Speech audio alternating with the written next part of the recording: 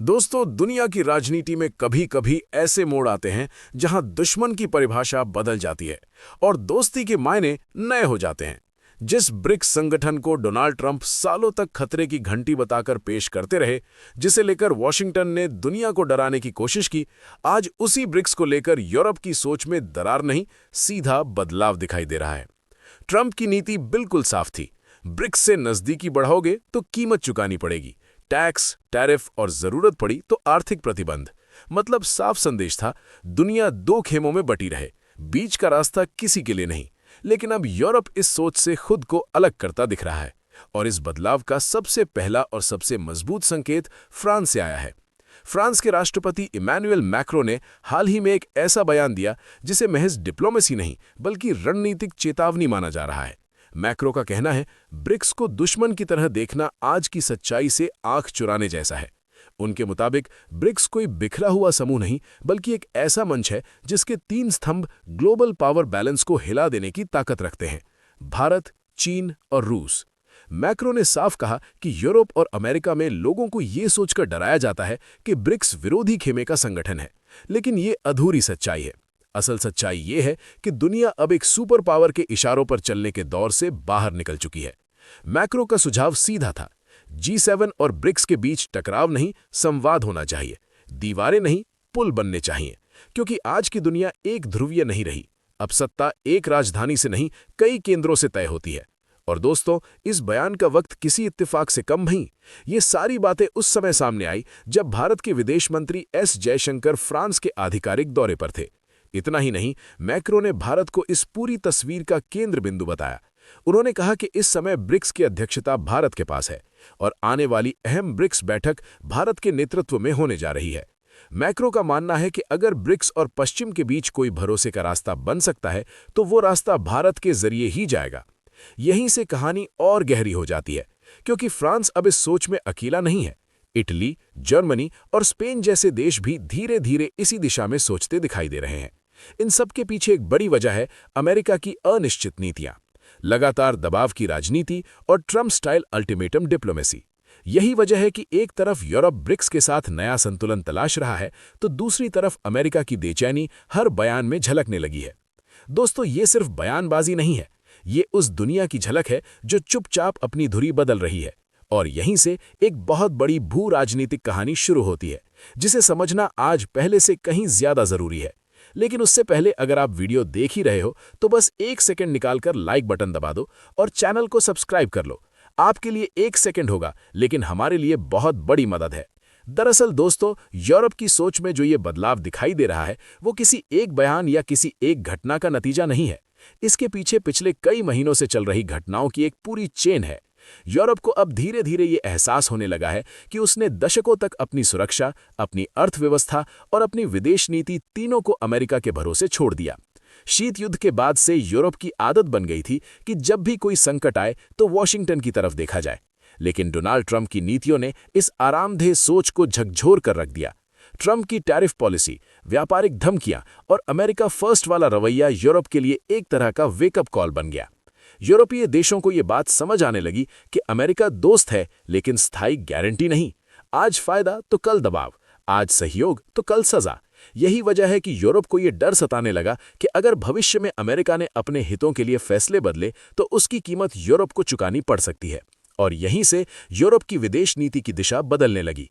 अब यूरोप सिर्फ एक ताकत पर निर्भर रहने की बजाय मल्टी डायमेंशनल फॉरेन पॉलिसी की तरफ बढ़ रहा है। मतलब साफ है, अमेरिका के साथ रिश्ते रहेंगे लेकिन विकल्प भी तैयार रहेंगे। इसी रणनीति के तहत भारत की अहमियत अचानक बहुत तेजी से बढ़ गई है। आज भारत सिर्फ एक उभरती अर्थव्यवस्था नहीं है बल्कि ब्रिक्स की अध्यक्षता कर रहा है और दुनिया की सबसे तेजी से बढ़ती बड़ी अर्थव्यवस्थाओं में शामिल है। यूरोप को यह बात साफ दिख रही है कि अगर ब्रिक्स के साथ सीधा और भरोसेमंद संवाद चाहिए तो भारत सबसे सुरक्षित और संतुलित रास्ता है। और ये सोच सिर्फ कागजों तक सीमित नहीं रही। जैसे ही फ्रांस के राष्ट्रपति इमैनुएल मैक्रो का ब्रिक्स को लेकर बयान सामने आया, उसके तुरंत बाद जर्मनी के चांसलर भारत दौरे पर पहुंच गए। ये कोई सामान्य दौरा नहीं था।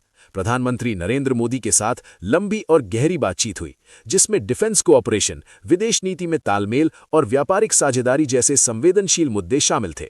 इसका सीधा संदेश यही था, यूरोप अब भारत को सिर्फ एक बड़ा बाजार नहीं बल्कि एक रणनीतिक साझेदार के रूप में देख रहा है। और यही इस पूरी कहानी का सबसे अहम मोड़ है, क्योंकि ये वही भारत है जिसे कभी यूरोप की नीतियों में हाशिए पर रखा जाता था। लेकिन आज वैश्विक संतुलन बदल रहा है और उसके साथ भारत की भूमिका भी। दोस्तों, कहानी सिर्फ एक राष्ट्रपति के भारत आने तक सीमित नहीं है। असल कहानी वहां से शुरू होती है जहां यूरोप ने चुपचाप अपनी सोच की दिशा बदल ली है। अगले महीने फ्रांस के राष्ट्रपति भारत दौरे पर आ रहे हैं, लेकिन ये दौरा कैमरे, रेड कारपेट और औपचारिक बयानों से ज्यादा एक स्ट्रेटेजिक रीसेट जैसा है।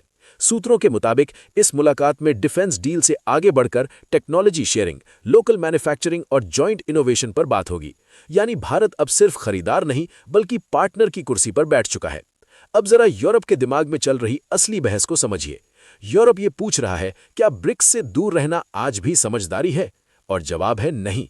लेकिन यूरोप खुलकर ब्रिक्स का सदस्य भी नहीं बनना चाहता। तो बीच का रास्ता क्या है? नाम से बाहर लेकिन सिस्टम के अंदर। यही वजह है कि यूरोपीय देश भारत को अपने लिए सबसे सुरक्षित पुल मान रहे हैं, क्योंकि भारत ब्रिक्स का नेतृत्व भी कर रहा है और पश्चिम से टकराव में भी नहीं है।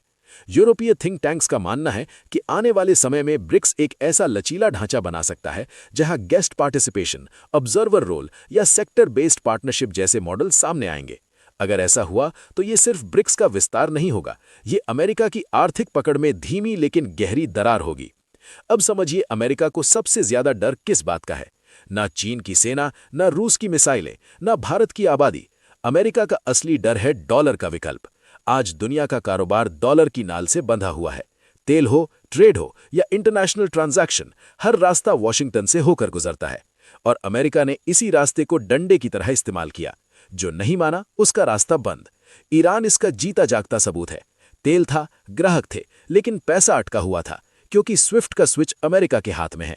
यहीं से दुनिया को एक बात समझ आई, अगर आपकी अर्थव्यवस्था डॉलर पर टिकी है तो आपकी संप्रभुता उधार की है। इसीलिए ब्रिक्स देश धीरे धीरे एक ऐसा सिस्टम खड़ा कर रहे हैं जहां व्यापार हो बिना डॉलर की इजाजत के। दुनिया की असली लड़ाई आज बॉर्डर पर नहीं, करेंसी सिस्टम में लड़ी जा रही है। और इसी लड़ाई के बीच ब्रिक्स अचानक एक चर्चा से निकलकर एक ताकत बनता दिख रहा है। हाल के महीनों में जो बदलाव हुए हैं वो ऊपर से छोटे लगते हैं, लेकिन अंदर से पूरी वैश्विक व्यवस्था को हिला देने वाले हैं। भारत और रूस ने रुपए रूबल में लेन देन बढ़ाया। चीन पहले ही डॉलर को किनारे रखकर युआन को आगे कर चुका है। ब्राजील और चीन ने आपस में बिना डॉलर के डील करके ये साफ संकेत दे दिया कि अब विकल्प मौजूद है। ये कोई इत्तेफाक नहीं है, बल्कि एक सोची समझी दिशा है। असल खेल यहां से शुरू होता है। ब्रिक्स का मकसद सिर्फ व्यापार नहीं, बल्कि भरोसे का नया ढांचा खड़ा करना है। ऐसा ढांचा जो स्विफ्ट जैसे उन सिस्टम्स पर निर्भर ना हो जिनकी चाबी कुछ पश्चिमी देशों के हाथ में है। अगर कल को किसी देश से मतभेद हो जाए तो उसका पैसा, उसका व्यापार, उसकी सांसें ना रोकी जा सके। यही ब्रिक्स सोच है। और यही अमेरिका को सबसे ज्यादा परेशानी हो रही है, क्योंकि अमेरिका की असली ताकत उसकी सेना नहीं बल्कि डॉलर है। अगर डॉलर का डर खत्म हुआ तो दबाव की राजनीति भी कमजोर पड़ जाएगी। इसी वजह से ब्रिक्स जैसे प्लेटफॉर्म अमेरिका को असहज कर रहे हैं। दिलचस्प बात यह है कि अब यूरोप भी ये बात समझने लगा है। यूरोपीय देशों को एहसास हो चुका है कि आज निशाने पर ईरान है, कल कोई और हो सकता है। अगर कभी अमेरिका से रिश्ते बिगड़े तो वही आर्थिक हथियार उनके खिलाफ भी इस्तेमाल हो सकते हैं। यही डर यूरोप को ब्रिक्स से दूर नहीं बल्कि उसके करीब ला रहा है। यहां भारत सबसे अहम कड़ी बनकर उभरता है। भारत किसी एक खेमे में आंख बंद करके खड़ा होने वाला देश नहीं है। भारत पुल बनाता है पश्चिम और बाकी दुनिया के बीच। यही वजह है कि यूरोप भारत को ब्रिक्स का गेटवे मानने लगा है।